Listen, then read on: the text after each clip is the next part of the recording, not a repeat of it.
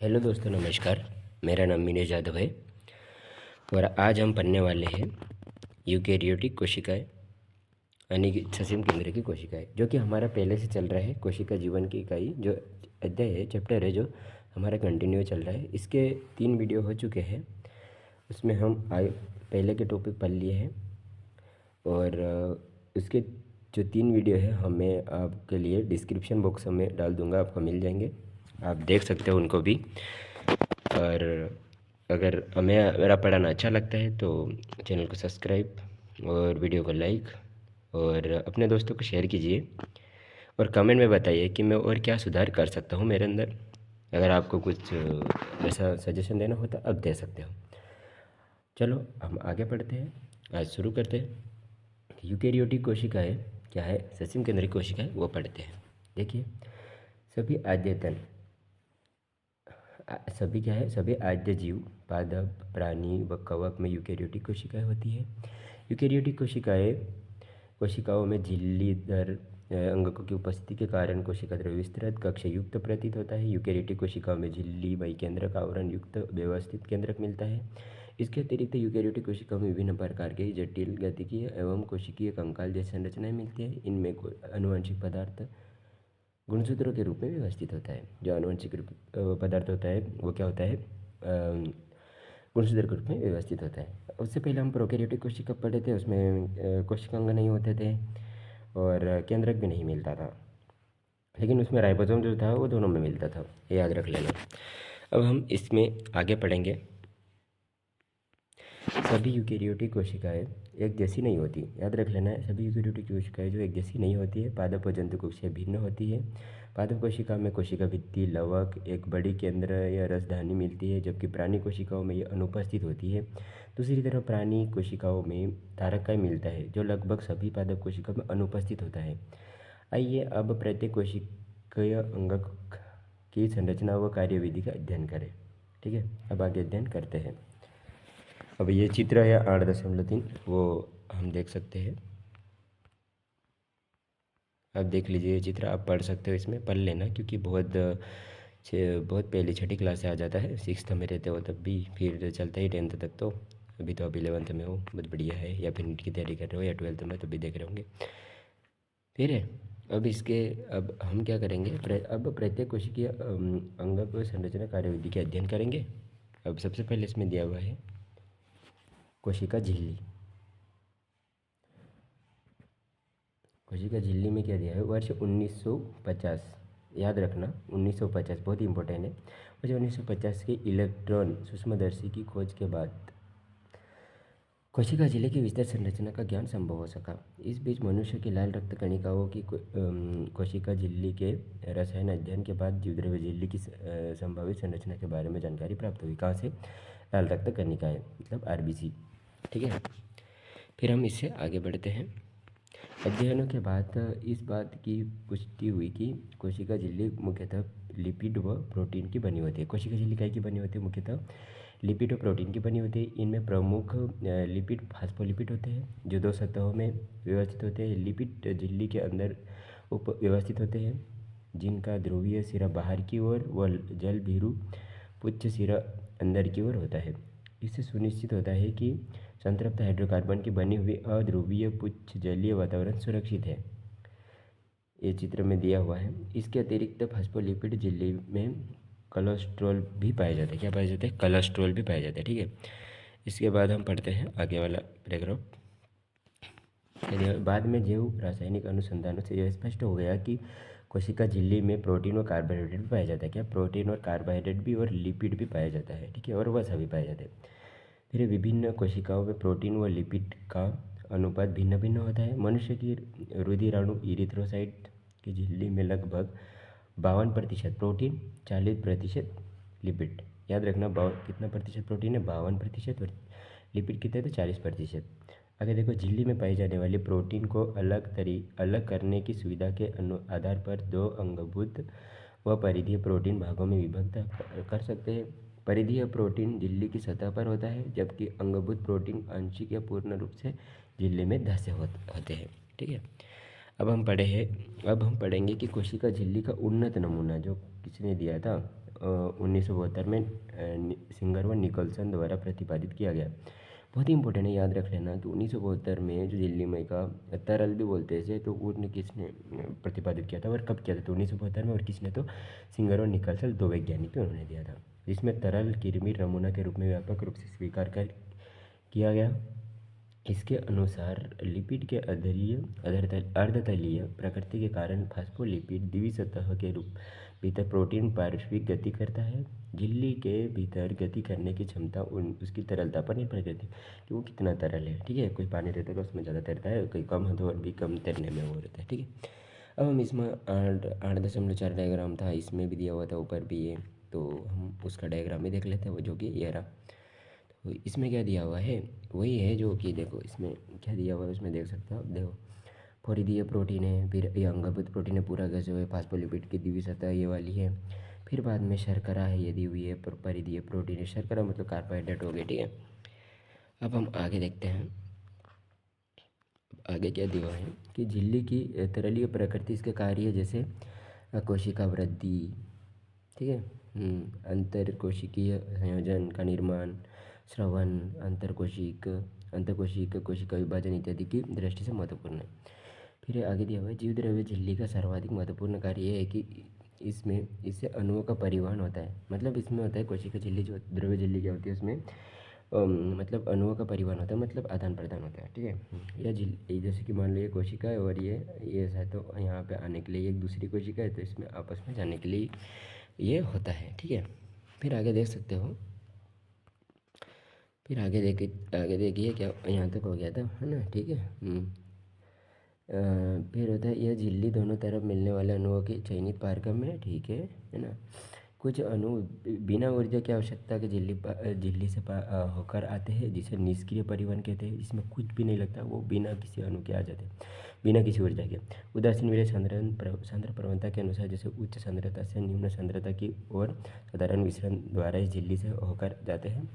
जल भी इस झिल्ली से उच्च सांद्रता से निम्न सांद्रता की ओर गति करता है। विसरण द्वारा जल के प्रवाह को परासरण कहते हैं, जो कि ध्रुवीय अणु जो अध्रुवीय लिपिड द्विसतह से होकर नहीं जा सकते, उन्हें झिल्ली से होकर परिवहन के लिए झिल्ली की वाहक प्रोटीन की आवश्यकता होती है, किन्हें, जिनमें ध्रुवीय अणु होते हैं और ध्रुवीय लिपिड से होकर नहीं गुजर सकते। जैसे कि पानी और लिपिड होते हैं जो एक दूसरे के घुल मिल नहीं होते, इसलिए। ठीक है, अब आगे देख सकते हैं कि कुछ आयन व अणुओं का झिल्ली से होकर परिवहन उनकी सांद्रता प्रवणता के फिर जैसे निम्न से उच्च, पहले क्या था उच्च से निम्न जाता था, लेकिन क्या निम्न से उच्च की ओर जाते हैं। इस प्रकार के परिवहन हेतु ऊर्जा आधारित प्रक्रिया होती है, जिसमें एटीपी का उपयोग होता है, जिसे निष्क्रिय सक्रिय परिवहन कहते हैं। यह एक पंप के रूप में कार्य करते हैं, जिसे सोडियम पंप या पोटेशियम पंप भी कहते हैं। ठीक है, याद रखना है सोडियम पोटेशियम पंप के बारे में, सक्रिय परिवहन और निष्क्रिय परिवहन याद रख लेना।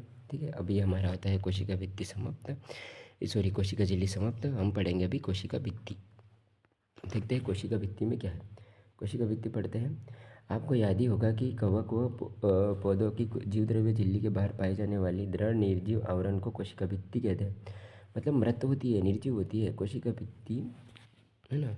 ये कोशिका भित्ति कोशिका को केवल यांत्रिक हानियों और संक्रमण से ही सुरक्षित नहीं करता, बल्कि यह कोशिकाओं के बीच आपसी संपर्क बनाए रखने या अवांछनीय अवरोध अणुओं के लिए अवरोध प्रदान करती है। शैवाल की कोशिका भित्ति सेल्यूलोज, लेक्टेन्स, मेनन्स व खनिज जैसे कैल्शियम कार्बोनेट की बनी होती है।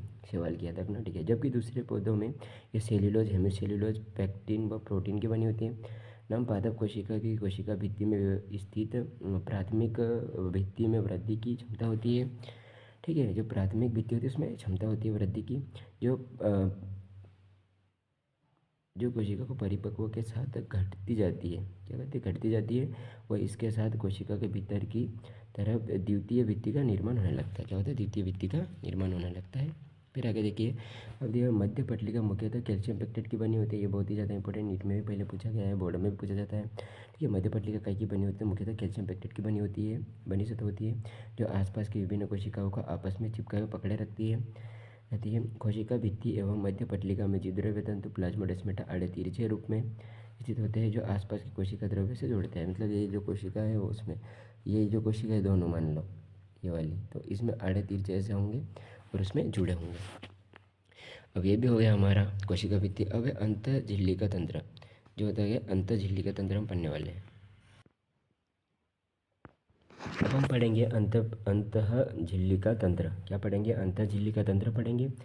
इसमें आप देखिए झिल्लीदार अंग कार्य व संरचना के आधार पर एक दूसरे से काफ़ी अलग होते हैं। इनमें बहुत से ऐसे होते हैं जिनके कार्य एक दूसरे से जुड़े रहते हैं, उन्हें अंतःझिल्लिका तंत्र के अंतर्गत रखते हैं। इस तंत्र के अंतर्गत कौन कौन आता है? अंतःद्रव्यजालिका, गोल्जीकाई, लयनकाई व राजधानी अंग आते हैं। ठीक है, कौन कौन आते हैं? 4 अंग आते हैं। कौन से? अंतःद्रव्यजालिका, गोल्जीकाई, लयनकाई व राजधानी अंग आते हैं। फिर कौन कौन नहीं आता वो याद रख लेना। सूत्रकनिका नहीं, माइटोकॉन्ड्रिया नहीं आता है, हरित लवक नहीं आता है, पैरोक्सिसम के कार्य परीक्षण भी नहीं आता है। इनके कार्य उपरोक्त अंगों से संबंधित नहीं है, इसलिए इन्हें अंतःझिल्लिका तंत्र के अंतर्गत नहीं रखते हैं, याद रखिए। उसके बाद देखते हैं इसका ही पहला हम देखते हैं अंतःद्रव्यजालिका। क्या देखते हैं? अंतःद्रव्यजालिका देखते हैं। एंडोप्लाज्मिक रेटिकुलम भी इंग्लिश में बोलते हैं। ये दोनों नाम बहुत इंपॉर्टेंट, याद रख लेना। अब आगे देखते हैं इलेक्ट्रॉन सूक्ष्मदर्शी से अध्ययन के पश्चात यह पता चला कि यूकेरियोटिक कोशिकाओं के कोशिका द्रव्य में चपटे आपस में जुड़े थैली युक्त छोटी नलिका व जालिका तंत्र बिखरा रहता है, जिसे अंतर्द्रव्य जालिका कहते हैं। फिर आगे देखो आप कि बाहरी राइबोसोम, जो प्राय राइबोसोम अंतर्द्रव्य जालिका के बाहरी सतह पर चिपके होते हैं। जिस अंतर्द्रव्य जालिका के सतह पर यह राइबोसोम मिलते हैं उसे खुरदुरी अंतर्द्रव्य जालिका कहते हैं। ठीक है, राइबोसोम की अनुपस्थिति पर अंतर्द्रव्य जालिका क्या कहलाती है? चिकनी लगती है। अतः इसे चिकनी अंतर्द्रव्य जालिका कहते हैं। जो कोशिका प्रोटीन संश्लेषण व स्रवण में सक्रिय भाग लेती है उसे उन्हें खुरदे अंतर्द्रव्य जालिका कहते हैं, है ना। बहुत आयत से मिलती है। ये काफ़ी फैली हुई तथा केंद्र के बाहर झिल्ली का तंत्र फैली होती है। चिकनी अंतर्द्रव्य जालिका प्राणियों में लिपिड संश्लेषण के मुख्य स्थल होते हैं। लिपिड की भांति स्टेरॉयड हार्मोन चिकने अंतर्द्रव्य जालिका में होते हैं। मतलब मुख्य इंपॉर्टेंट क्या है कि इसमें खुरदरी अंतर्द्रव्य जालिका होती है, अंतर्द्रव्य जालिका होती है। उसमें क्या होता है? प्रोटीन संश्लेषण होता है और राइबोसोम उपस्थित होता है उसके ऊपर। चिकनी है उस पर क्या होता है? सबसे पहले कि लिपिड संश्लेषण होता है और स्टेरॉयड हार्मोन चिकनी अंतर्द्रव्य जालिका में होता है, स्टेरॉयड हार्मोन भी होता है। ठीक है, अब हम आगे पढ़ते हैं इसका गल्जी उपकरण। ठीक है, अब इसका हम पढ़ते हैं गल्जी उपकरण। कैमिलो गल्जी कौन है? कैमिलो गल्जी 1898, बहुत ही इंपॉर्टेंट है सन, याद रख लेना। 1898 ने पहली बार केंद्र के पास घनी रंजित जालिका व संरचना तंत्रिका कोशिका में देखी, जिन्हें कहाँ पे देखी? तंत्रिका कोशिका में देखी, जिन्हें बाद में उनके नाम पर गोल्जिकाई कहा गया। किसने खोजी थी? कैमिलो गोल्जी ने। इसलिए इसका डायग्राम देख लेते हैं हम। ये रहा उसका गोल्जी कॉम्प्लेक्स। गल्जी उपकरण का डायग्राम हमने बताना भूल गया था। अंतर्द्रव्य जालिका का ये रहा डायग्राम, देख सकते हो आप, और बुक में तो आपके पास हो ही गई। तो इसी का क्या पढ़ते हैं? देखिए, यह बहुत सारी चपटी डिस्क का आकार की थैली या कुंड से मिलकर बनी होती है। देख सकते हो ना आप, ऐसे बनी हुई है, ऐसे बनी हुई है। आप डायग्राम में भी देखे थे। ये मिल जाएगा केंद्रक, यहाँ पे मिलेगा केंद्रक, मिल जाएगा। ठीक है, फिर बाद में है, देखो क्या दिया हुआ है। ठीक है, जिनका व्यास कितना होता है? 0.5 माइक्रोमीटर से 1 माइक्रोमीटर होता है। ये बहुत ही ज़्यादा इंपॉर्टेंट है, याद लेना। सॉरी, ये एक दूसरे के समांतर ढेर के रूप में मिलती है, जिसे जालिकाई कहते हैं, जालिकाई कहते हैं। गोल्जिकाई में कुंडों की संख्या अलग अलग होती है। ठीक है, गोल्जी कुंड केंद्र के पास संकेंद्रित व्यवस्थित होते हैं। ठीक है, फिर आगे देखिए, जिनमें निर्माणकारी सतह उन्नतोर शीश व परिपक्व सतह अवतल ट्रांस होती है, शीश और ट्रांस होती है। अंगक शीश व ट्रांस सतह पूर्णतः अलग होते हैं लेकिन आपस में जुड़े होते हैं। गोल्जिकाई का मुख्य कार्य, याद रख लेना, गोल्जिकाई का मुख्य कार्य द्रव्य का अंतर्वेष्टित कर अंतर कोशिकीय लक्ष्य तक पहुंचाना या कोशिका के बाहर स्रवण करना है। अंतर्विष्ट द्रव्य अंतर्द्रव्य जालिका से चिपटे हुए जालिका से पुटिका के रूप में गोल्जिकाई के शीर्ष सिरे से संगठित होकर परिपक्व सतह की ओर गति करते हैं। इससे स्पष्ट है कि गोल्जिकाई का अंतर्द्रव्य जालिका से निकटतम संबंध है। हमने जो अंतः कोशिका झिल्ली का तंत्र था उसमें हम यही देखे थे कि आपस में संबंध जो कार्य के निकट संबंध होने चाहिए। तो इसमें क्या है? गोल्जी कॉम्प्लेक्स से है, मतलब मतलब गोल्जी काय जो है वो कैसे है, अंतर्द्रव्य जालिका से है। अंतर्द्रव्य जालिका पर उपस्थित राइबोसोम द्वारा प्रोटीन का संश्लेषण होता है, जो गोल्जी इकाई के ट्रांस सिरे से निकलने के पूर्व इसके कुंड में रूपांतरित हो जाते हैं। गोल्जी इकाई ग्लाइकोप्रोटीन व ग्लाइकोलिपिड निर्माण का प्रमुख स्थल है। याद रखना, काय का गोल्जी इकाई का प्रमुख स्थल है, तो गोल्जी इकाई जो है वो ग्लाइकोप्रोटीन और ग्लाइकोलिपिड का प्रमुख स्थल है। ये हो गया हमारा क्या होता है, गोल्जी इकाई भी हो चुका है। अब हम आगे देखते हैं इसका लयन का, यानी कि लाइसोसम। अब लाइसोसोम में क्या दिया हुआ है, देखिए क्या दिया हुआ है, यह झिल्ली पुट्टिका संरचना होती है, ये जो संवेष्टन विधि द्वारा गोल्जी इकाई से बनते हैं। कैसे बनते हैं गोल्जी इकाई, कौन सी विधि, संवेष्टन विधि। प्रतिकृत लयनकाय पुटिकाओं में सभी प्रकार की जल अपघटकीय एंजाइम जैसे हाइड्रोलेजेज, लाइपेज, प्रोटीएजेज, कार्बोहाइड्रेट जैसे मिलते हैं, जो अम्लीय परिस्थिति में सर्वाधिक सक्रिय होते हैं। ये enzyme carbohydrate, protein, lipid, nucleic अम्ल आदि के पाचन में सक्षम होते हैं। ये क्या पाए जाते हैं इसमें, अपघटनीय एंजाइम पर पाए जाते हैं लयनकाय लाइसोसोम में, ये ना, ठीक है। अब हम पढ़ते हैं राजधानी वैक्यूल्स। अब हम पढ़ेंगे राजधानी यानी वैक्यूल्स, ठीक है। इसमें क्या दिया हुआ है, राजधानी वैक्यूल्स में कोशिका द्रव्य में झिल्ली द्वारा घिरी जगह को राजधानी कहते हैं। इसमें पानी, रस, उत्सर्जित पदार्थ व अन्य उत्पाद जो कोशिका के लिए उपयोगी नहीं है, कैसे नहीं है, उपयोगी नहीं है, भी मिलते हैं, इसमें मिलते हैं। राजधानी एकल झिल्ली से आवृत होती है, जिसे टोनोप्लास्ट कहते हैं। पादप कोशिकाओं में यह कोशिका का 90% घेरता है। जो पादप कोशिका उसका कितना, 90%, कितना परसेंट, तो 90% घेरती है, ठीक है, याद रख लेना। फिर पौधों में बहुत से आयन व दूसरे पदार्थ संद्रम प्रवणता के विपरीत टोनोप्लास्ट से होकर राजधानी में भी गमित होते हैं। इस कारण से इनकी सांद्रता राजधानी में कोशिका द्रव्य की अपेक्षा काफ़ी अधिक होती है, ठीक है। अब हम, ये भी हो गया हमारा राजधानी वैक्यूल से भी हो चुका है, थोड़ा सा बाकी देख लेते हैं। फिर यह राजधानी मतलब किस में, इतने एग्जाम्पल दिए हुए। अमीबा में संकुचनशील राजधानी उत्सर्जन के लिए सहायक होती है, ठीक है, उत्सर्जन के लिए होती है। बहुत सारी कोशिकाओं जैसे अद्यतन जीवन में राजधानी का निर्माण खाद्य पदार्थों को निकालने के लिए होता है, ठीक है, याद रख लेना। अब हम पढ़ेंगे माइटोकॉन्ड्रिया यानी सूत्रकणिका। माइटोकॉन्ड्रिया को पढ़ेंगे, ठीक है, क्या पढ़ेंगे, माइटोकॉन्ड्रिया सूत्रकणिका।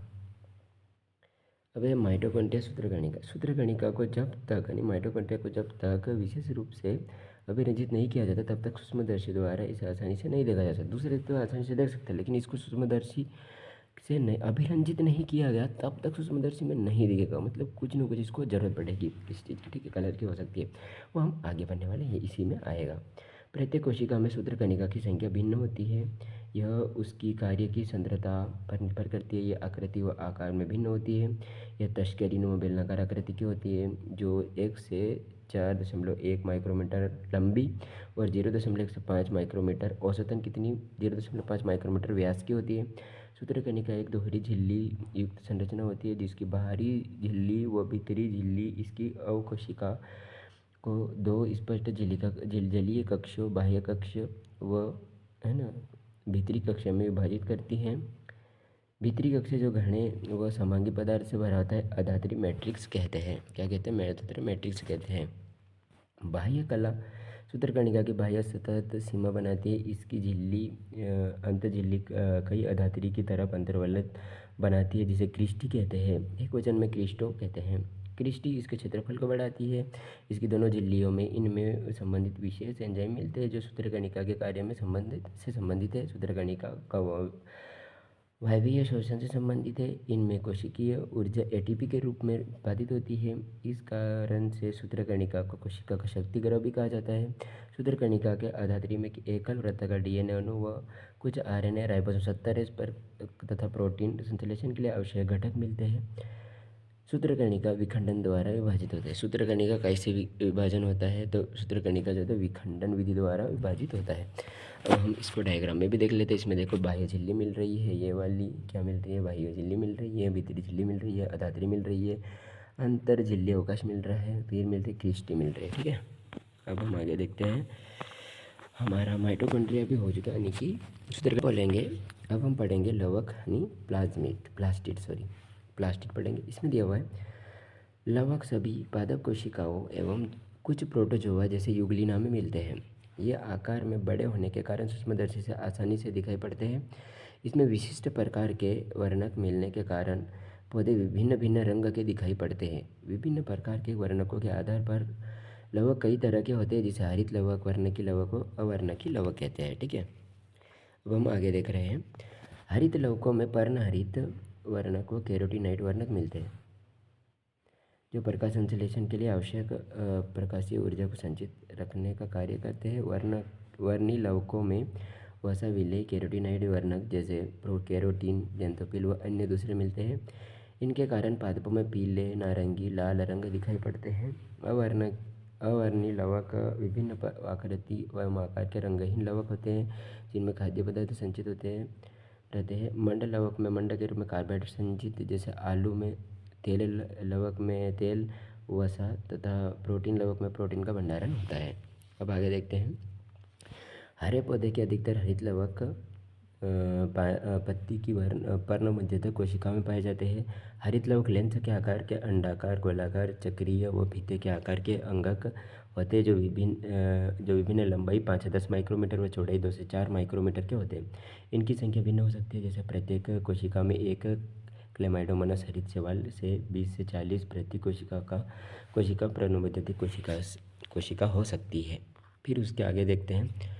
सूत्रकणिका की तरह माइटोकॉन्ड्रिया की तरह हरित लवक द्विझिल्ली का युक्त होते हैं। उपरोक्त दो में से इसकी भीतरी लवक झिल्ली अपेक्षाकृत कम पारगम्य होती है। किसके? तो माइटोकॉन्ड्रिया से।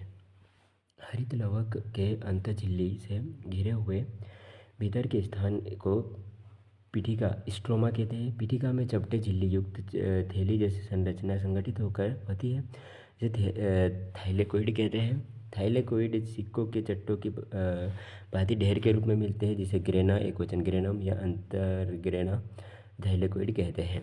ठीक है, अब आप देख सकते हो इसमें कि क्या है। ये वाला रहा पीठिका है, ये पीठिका है, फिर ये बाद में हम देख लिए अंतर है ना। ठीक है, इसके अलावा कई चपटी झिल्ली नुमा नलिका जो ग्रेना के विभिन्न थाइलेकोइड को जोड़ती है, उसे पीठिका पटलिका कहते हैं। थाइलेकोइड की झिल्ली एक रिक्त स्थान को घेरे रहती है, इसे अवकाशिका कहते हैं। क्या कहते हैं? अवकाशिका। यहाँ पे दिया होगा शायद, कौन घेरे? तो थाइलेकोइड, जैसे ये अवकाशिका यहाँ पे हो गई। ठीक है। फिर देखिए, हरित लवक के पीठिका में बहुत एंजाइम मिलते हैं, जो कार्बोहाइड्रेट व प्रोटीन संश्लेषण के लिए आवश्यक है। इनमें छोटा द्विलड़ी वृत्ताकार डीएनए अणु व राइबोसोम मिलते हैं। ठीक है, क्या क्या मिलते हैं? राइबोसोम अणु मिलते हैं।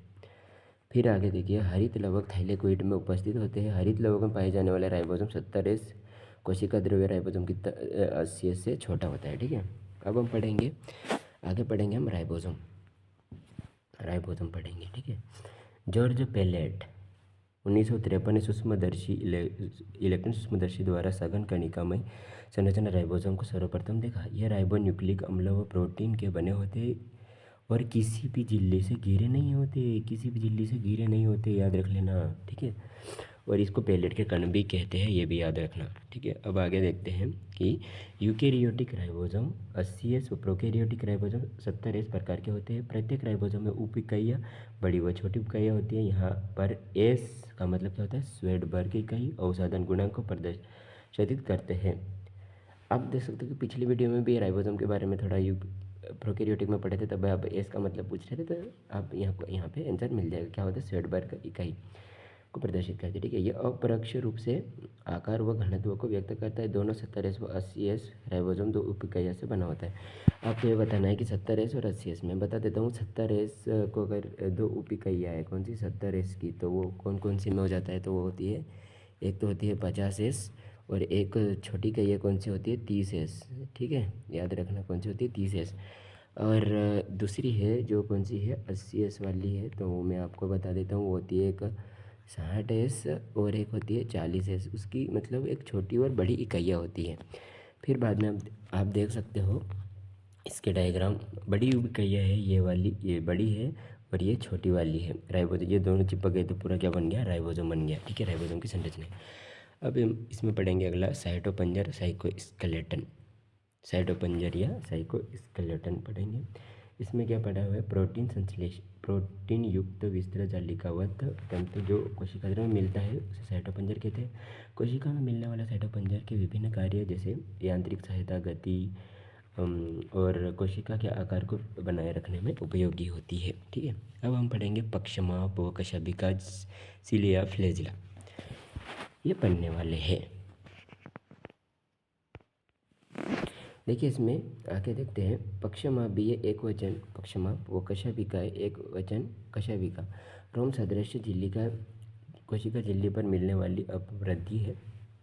पक्षमाप एक छोटी संरचना चप्पू की तरह कार्य करती है, यानी कि जो चप्पू होते हैं ना उसमें, जैसे कि ये नाव है उसमें एक से चप्पू रहते थे, मतलब कि रहते थे वो वाले, समझ लेना, मेरे को बनाते नहीं आ रहा लेकिन ठीक है, कार्य करती है।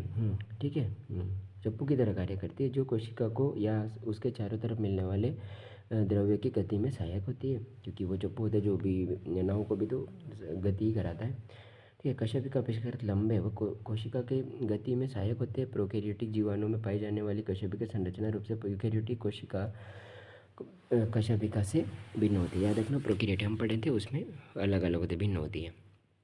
अब आगे देखिए, इलेक्ट्रॉन सूक्ष्मदर्शी के अध्ययन से पता चलता है कि पक्षमाप व कशेबिका जीवद्रव्य झिल्ली से ढके होते हैं। इनके कोर को अक्षसूत्र कहते हैं, जो कई सूक्ष्म नलिकाओं का बना होता है। कई सूक्ष्म नलिकाओं का बना होता है, जो लंबे अक्ष के समानांतर स्थित होते हैं। अक्षसूत्र के केंद्र में एक जोड़ा सूक्ष्म नलिका मिलती है और 9 द्विअरीय परिधि की ओर व्यवस्थित सूक्ष्म नलिका होती है। अक्षसूत्र की सूक्ष्म नलिका की इस व्यवस्था को 9+2 प्रणाली कहते हैं। ये बहुत ही ज़्यादा इंपॉर्टेंट है, याद रख लेना। केंद्रीय नलिका सेतु द्वारा जुड़े हुए एवं केंद्रीय आवरण द्वारा ढके होते हैं, जो परिधीय द्विक के प्रत्येक नलिका की अरीय दंडा द्वारा जुड़े होते हैं। इस प्रकार 9 अरीय ताड़ बनती है। ठीक है, 9 अरीय ताड़ बनती है, परिधीय द्विक सेतु द्वारा आपस में जुड़े होते हैं। दोनों पक्षमाप व कशेबिका तारक केंद्र सदृश संरचना से बाहर निकलते हैं, जिसे आधारीय इकाई कहते हैं। अब हम इसका डायग्राम भी देख लेते हैं। ये देखिए क्या क्या है, देखो 2+9, ये 9+2 कौन सा वाला जो मैं आपको बता रहा था, 9+2 वाला कौन सा, 9+2 जो इसमें दिया हुआ था वो देखो। 9 कौन कौन से है, तो 9 आप देखिए कि कौन है 9। ठीक है, 9 कौन है, देखो 1 2 3 4 5 6 7 8 और 9, ये 2 है तो 9+2 होता है। ठीक है, अब हम इसमें आगे पढ़ने वाले हैं। हो गया हमारा, क्या हो गया है, अब हम पढ़ लिए पक्षमाप व कशेबिका। अब हम पढ़ेंगे तारक काय व तारक केंद्र, सेंट्रोसोम व सेंट्रियोल। अब हम पढ़ने वाले सेंट्रोसोम व सेंट्रियोल।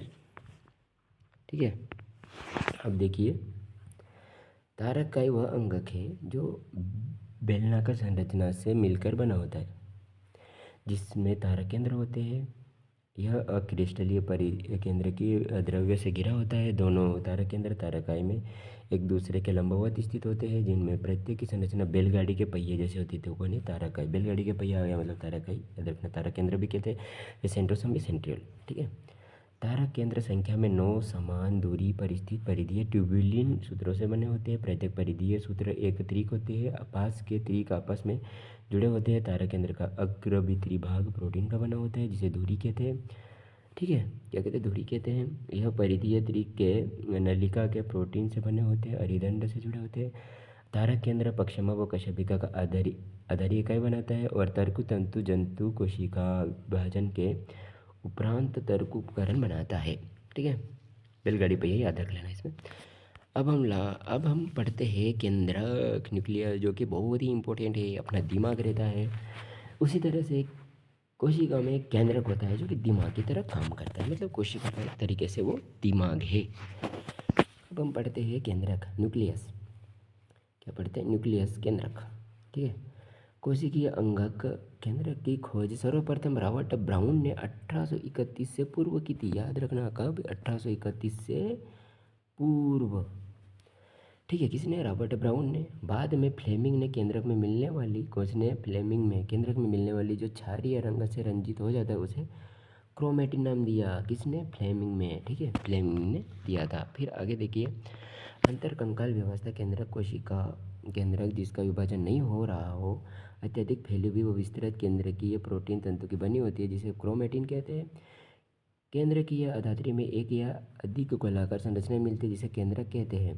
ठीक है, अब ये इसमें डायग्राम भी दिया हुआ है, आप देख लीजिए, ये रहा। ठीक है, केंद्र की संरचना इसमें।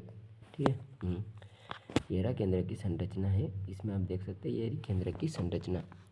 अब हम पढ़ते हैं आगे, क्या करते हैं आगे। अब देखिए आगे, इलेक्ट्रॉन सूक्ष्मदर्शी अध्ययन से ये स्पष्ट होता है कि केंद्र का आवरण दो समांतर झिल्लियों से बना होता है जिनके बीच 10 से 50 नैनोमीटर का रिक्त स्थान पाया जाता है, जिसे एक परिकेंद्र की अवकाश कहते हैं। यह आवरण केंद्रक में मिलने वाले द्रव्य व कोशिका द्रव्य के बीच अवरोध का काम करता है। बाह्य झिल्ली सामान्यतया अंतर्द्रव्यी जालिका से सतत रूप से जुड़ी रहती है, वह इस पर राइबोसोम से जुड़े रहते हैं। ठीक है, निश्चित स्थानों पर केंद्रक आवरण छिद्र बनने के कारण विच्छिन्न हो जाता है। यह छिद्र केंद्रक आवरण की दोनों झिल्लियों की संलग्न से बनता है। कैसे संलग्न से बनता है? ठीक है, इन छिद्रों से होकर आरएनए व प्रोटीन अणु केंद्रक में कोशिका द्रव्य व कोशिका द्रव्य से केंद्रक की ओर आते जाते रहते हैं। मतलब ये जो छिद्र है यहाँ से यूँ जाएंगे कोशिका द्रव्य में या फिर यूँ केंद्रक में आएंगे। ठीक है, साधारणतः एक कोशिका में एक ही केंद्रक मिलता है, लेकिन ऐसा देखा गया है ऐसा देखा गया है कि इनकी संख्या कभी कभी परिवर्तित होती रहती है। क्या आप कुछ जीवों का नाम बता सकते हैं जिनमें कोशिका में एक से अधिक केंद्रक मिलते हो या कुछ परिपक्व कोशिका केंद्रक रहित होती है, जैसे स्तनधारी की रक्तकणु, मतलब स्तनधारी जीवों में रक्ताणु, मतलब जो अपनी आरबीसी होती है उसमें संबंधी में चालने लिखा है। क्या तुम मानते हो कि कोशिका जीवित है? हाँ भाई, जीवित है, क्यों नहीं है, आरबीसी तो जीवित ही है। ठीक है, फिर दिया हुआ है केंद्रकीय अधात्री या केंद्रक द्रव्य में केंद्रिक व क्रोमेटिन मिलता है। देखो भाई, केंद्रिक, ये रहा केंद्रिक। ठीक है, ये रहा केंद्रिक, आप देख सकते हो। फिर गोलाकार केंद्रिक द्रव्य में पाया जाता है। ठीक है, केंद्रिक द्रव्य में पाया जाता है। ठीक है, अब आप देख सकते हो। फिर क्या होता है, सतत है ना, सतत। ठीक है, केंद्रिका झिल्ली रहित संरचना है। केंद्रिका कैसी है, उसमें झिल्ली नहीं है, जिसका द्रव्य केंद्रक से सतत संपर्क में रहता है। यह सक्रिय राइबोसोम आरएनए संश्लेषण हेतु स्थल होते हैं। जो कोशिकीय अधिक सक्रिय रूप से प्रोटीन संश्लेषण करती है, उनमें बड़े व अनेक केंद्रिक मिलते हैं। देख लो भाई, केंद्रिक में क्या होता है, राइबोसोम संश्लेषण होता है, राइबोसोम आरएनए। ठीक है, ओके, फिर हम आगे देखेंगे। अब याद करें कि अंतरावस्था केंद्रक में ढीली ढाली स्पष्ट न्यूक्लियो प्रोटीन तंतुओं की जालिका मिलती है, जिसे क्रोमेटिन कहते हैं। ठीक है, अव्यवस्था वो विभाजन के समय केंद्रक के स्थान पर गुणसूत्र संरचना पाई जाती दिखाई पड़ती है। क्रोमेटिन में डीएनए तथा कुछ क्षारीय प्रोटीन मिलते हैं जिनमें हिस्टोन कहते हैं, जिन्हें क्या कहते हैं, अमन हिस्टोन कहते हैं।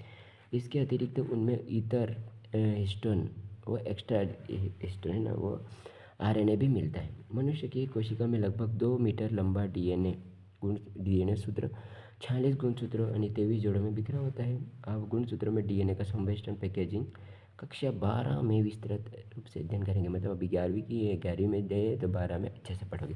अगर आप नीट की तैयारी कर रहे होते तो पढ़ ही रहे होंगे। अब हम इसका अगला पैराग्राफ देखते हैं। देखिए, गुणसूत्र सिर्फ विभाजक कोशिकाओं में दिखाई पड़ते हैं, जो विभाजित होते हैं उसमें दिखाई पड़ते हैं।